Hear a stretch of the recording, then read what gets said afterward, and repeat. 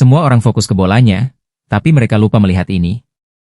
Pernahkah kamu memperhatikan satu hal yang aneh saat Megawati Hangestri melakukan spike? Ribuan penonton bersorak setiap kali bola menghantam lantai lawan. Komentator menyebutnya sebagai pukulan keras. Media sosial pun dipenuhi cuplikan spike yang membuat lawan hanya bisa terpaku. Namun, ada satu pertanyaan yang hingga kini masih membuat banyak pecinta voli penasaran.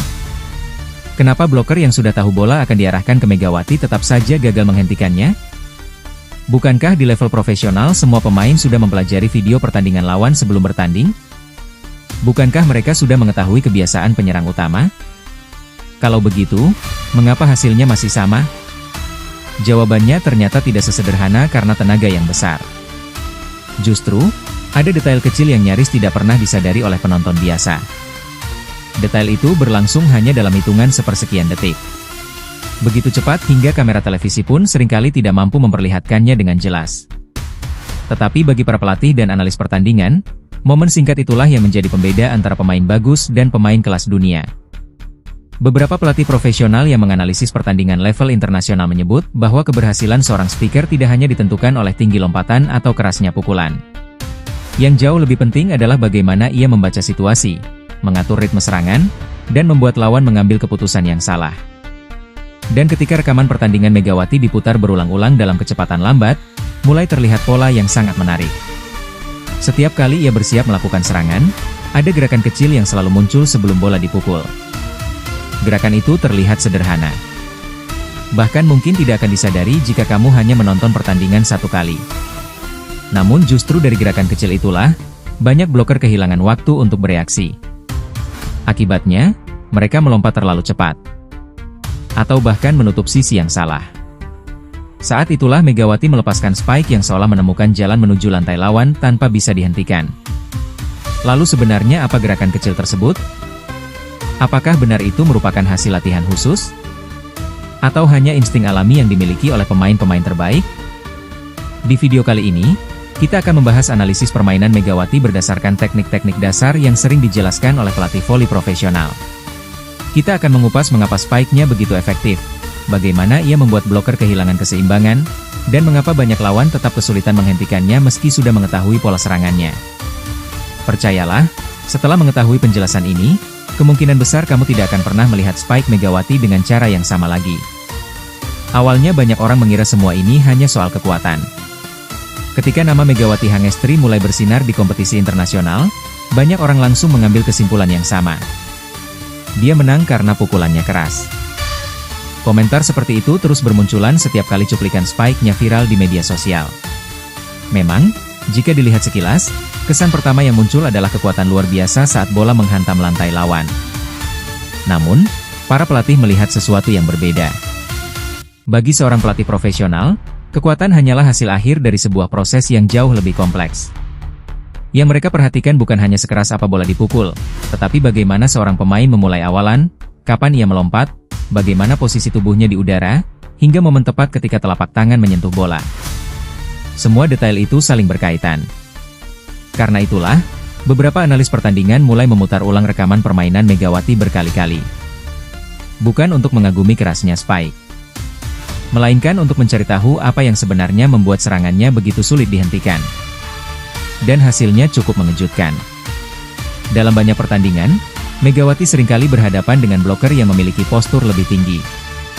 Secara teori, pemain yang lebih tinggi seharusnya memiliki peluang lebih besar untuk membendung serangan. Namun kenyataannya justru sebaliknya. Bola tetap berhasil melewati blok. Bahkan tidak sedikit yang langsung menghasilkan poin tanpa sempat disentuh lawan. Disinilah para pelatih mulai menyadari bahwa keunggulan Megawati bukan hanya terletak pada kekuatan fisik. Ada kombinasi teknik, ketepatan waktu, dan kemampuan membaca permainan yang bekerja secara bersamaan. Setiap langkah menuju bola terlihat sederhana. Tetapi jika diamati dalam gerakan lambat, ritmenya sangat terukur. Tidak ada langkah yang sia-sia. Tidak ada lompatan yang terburu-buru. Semua dilakukan dengan perhitungan yang matang. Bahkan dalam situasi bola yang kurang sempurna sekalipun, Megawati masih mampu mengubah posisi tubuhnya di udara agar tetap menghasilkan sudut serangan terbaik.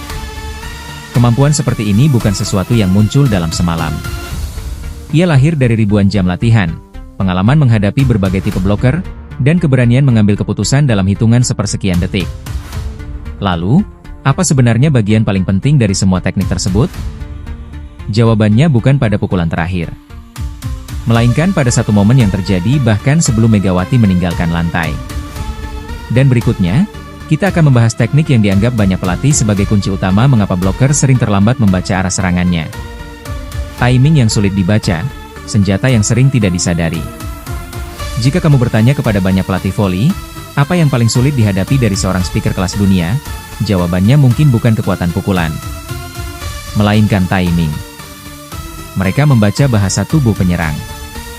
Begitu seorang speaker memulai langkah awalan, bloker mulai menghitung ritme. Kapan kaki terakhir menapak, kapan lutut menekuk, dan kapan tubuh mulai melayang di udara. Semua itu terjadi dalam waktu kurang dari 2 detik. Di level internasional, selisih sepersekian detik saja bisa menjadi penentu apakah sebuah blok berhasil atau justru berubah menjadi poin untuk lawan. Dan disinilah Megawati menunjukkan kualitasnya. Saat dianalisis dalam tayangan ulang, awalan yang ia lakukan sering terlihat sangat tenang.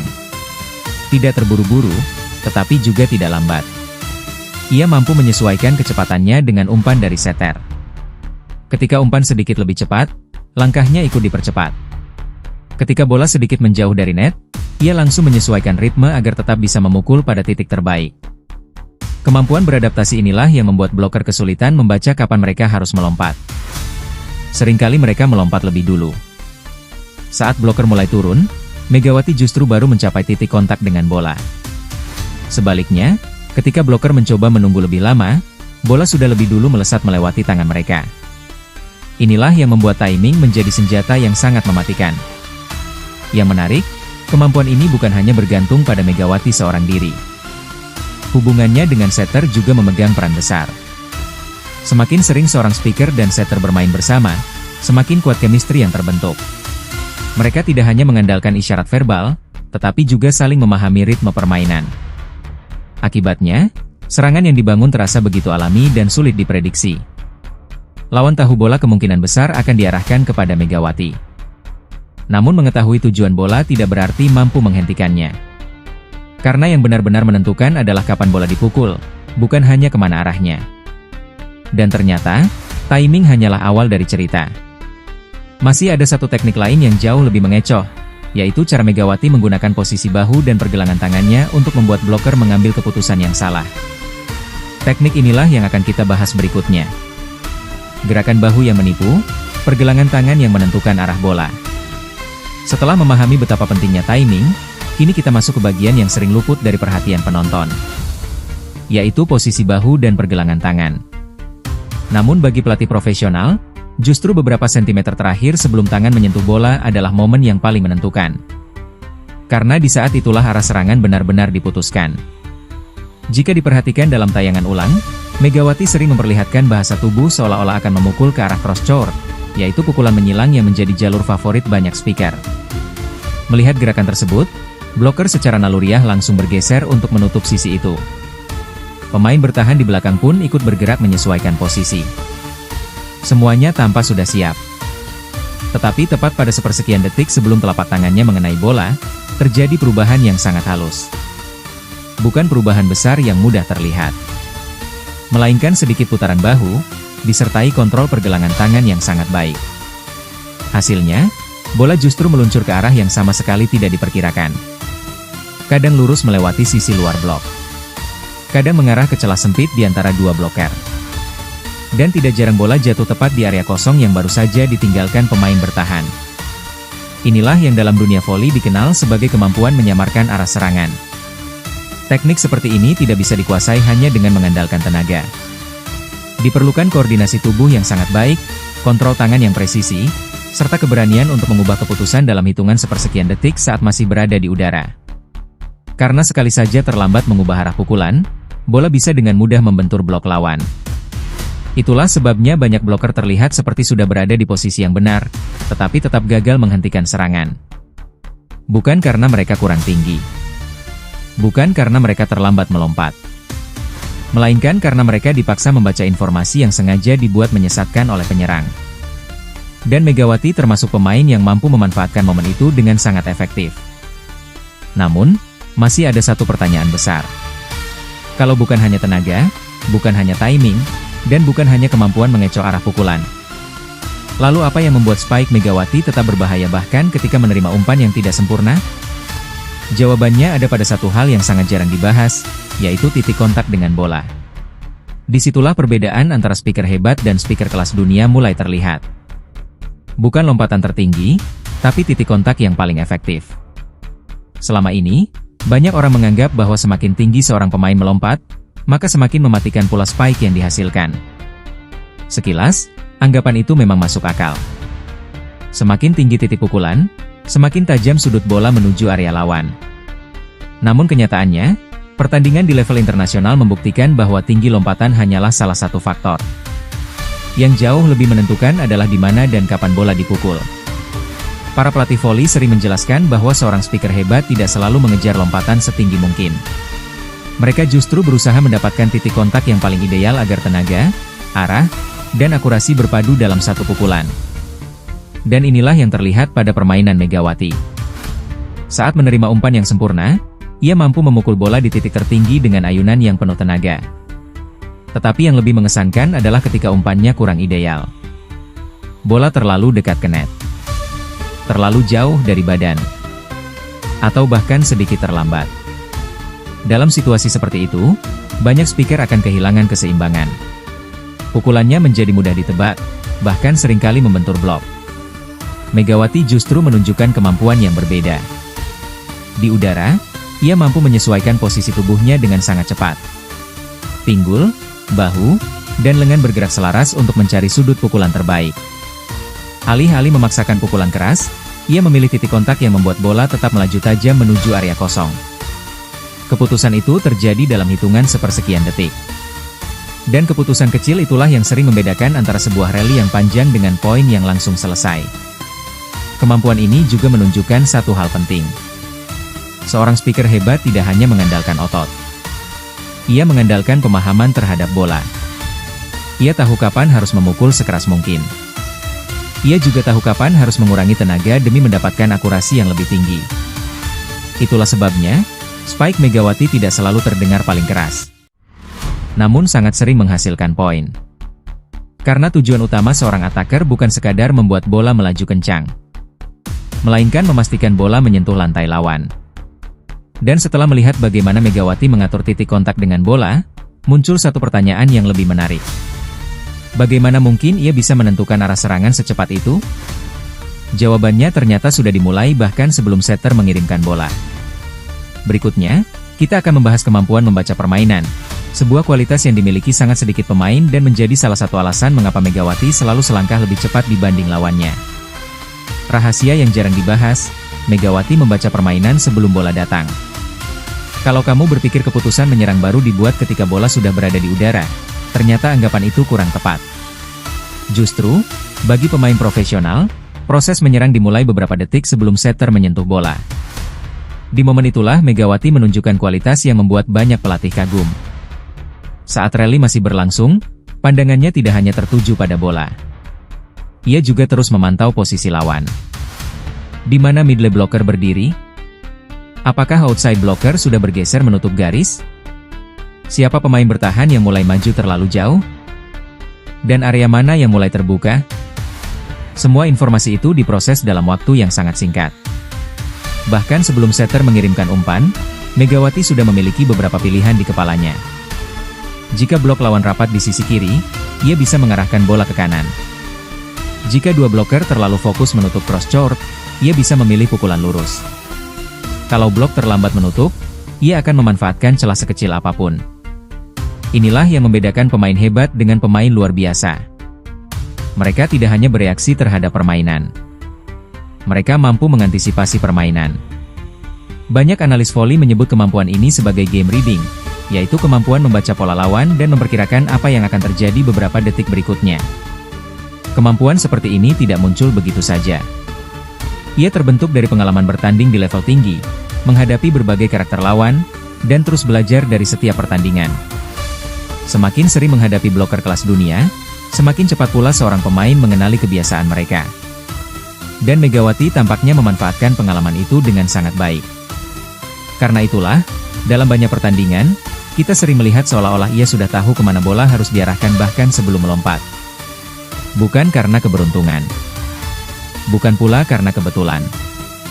Melainkan karena ia telah membaca situasi lebih cepat dibandingkan lawannya. Namun ada satu faktor terakhir yang seringkali menjadi pembeda di momen-momen paling menegangkan. Ketika skor sama kuat. Ketika tekanan datang dari ribuan penonton. Ketika satu poin bisa menentukan kemenangan atau kekalahan. Di saat seperti itu, teknik saja tidak cukup. Yang menentukan adalah mental. Dan di terakhir, kita akan melihat mengapa ketenangan Megawati di bawah tekanan menjadi senjata yang sama berbahayanya dengan spike keras yang selama ini dikenal banyak orang. Mental juara, saat semua orang gugup, Megawati justru semakin berbahaya. Teknik yang hebat memang bisa dilatih. Kekuatan fisik bisa dibangun melalui latihan bertahun-tahun. Tetapi ada satu hal yang tidak mudah dimiliki setiap atlet. Yaitu kemampuan tetap tenang ketika berada di bawah tekanan. Di level profesional, pertandingan sering ditentukan hanya oleh 1 atau 2 poin. Skor bisa imbang 23-23. Ribuan penonton memenuhi arena. Sorakan semakin keras. Setiap kesalahan sekecil apapun dapat mengubah hasil pertandingan. Dalam situasi seperti itu, banyak pemain mulai kehilangan kepercayaan diri. Ada yang memilih bermain aman. Ada yang mengurangi tenaga pukulan karena takut melakukan kesalahan. Bahkan ada yang ragu mengambil keputusan di detik terakhir. Namun, jika kita memperhatikan permainan Megawati dalam berbagai pertandingan penting, ada satu hal yang selalu menonjol. Ekspresinya tetap tenang. Ia tidak terburu-buru. Tidak menunjukkan kepanikan. Dan tetap percaya pada teknik yang telah dilatih selama bertahun-tahun. Para pelatih sering mengatakan bahwa pemain besar bukanlah mereka yang selalu tampil sempurna.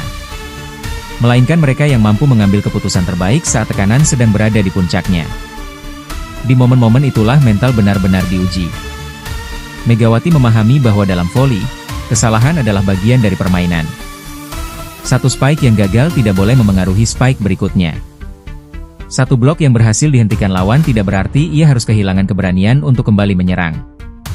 Kemampuan untuk segera bangkit setelah gagal inilah yang menjadi ciri atlet dengan mental juara. Karena semakin tinggi level pertandingan, perbedaan kemampuan teknik antar pemain sebenarnya tidak terlalu jauh. Yang sering menjadi pembeda justru adalah ketenangan dalam mengambil keputusan.